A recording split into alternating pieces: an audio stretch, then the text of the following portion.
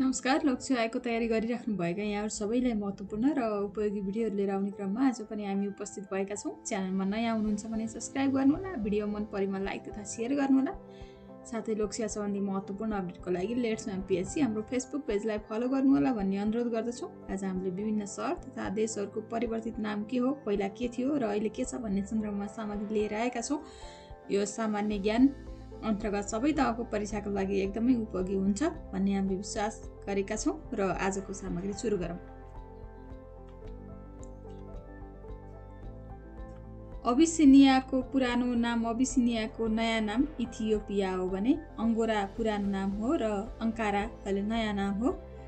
Upper भोल्टालाई अहिले Burkina Faso भनिन्छ। Upper भोल्टाको पुरानो नाम अप्पर भोल्टा, नयाँ नाम बुर्किना फासो। उत्तर रोडेसियाको जाम्बिया हो नयाँ नाम भने एलिसी आइल्यान्डको अहिले टुभालु नाम रहेको छ। कङ्गोको नयाँ नाम जायर हो भने कम्पुचियाको नयाँ नाम कम्बोडिया रहेको छ।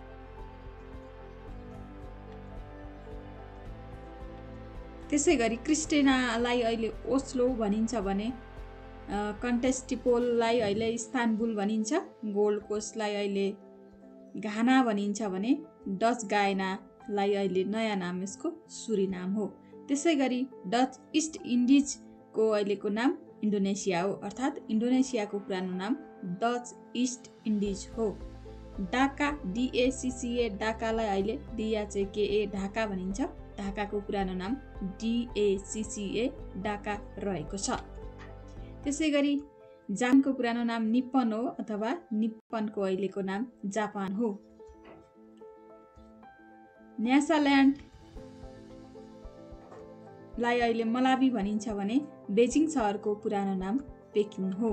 त्यसै गरी लेनिनग्रादलाई को पुरानो नाम पेट्रोग्राद हो भने ताइवानको पुरानो नाम फर्मोसा हो।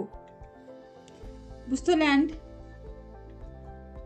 को नयाँ नाम लेसोथो हो। लेसोथोको पुरानो नाम चाहिँ बुस्तोल्यान्ड हो भने बेउयानल्यान्ड पुरानो नाम हो भने त्यसको अहिले नयाँ नाम बत्सवाना रहेको छ।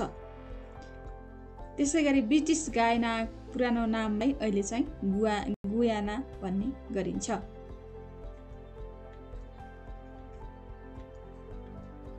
मलेसियाको पुरानो नाम मलाया हो भने इराकको पुरानो नाम मेसोपोटामिया हो। त्यसै गरी म्यानमारको पुरानो नाम बर्मा हो भने जकार्ताको पुरानो नाम बाटबिया हो। त्यसै गरी जिम्बाब्वेको पुरानो नाम रोडेसिया हो भने थाइल्यान्डको पुरानो नाम सिएम हो अथवा थाइल्यान्डलाई पहिला सिएम भनेर चिनिन्थ्यो। श्रीलङ्काको पुरानो नाम सिलोन हो।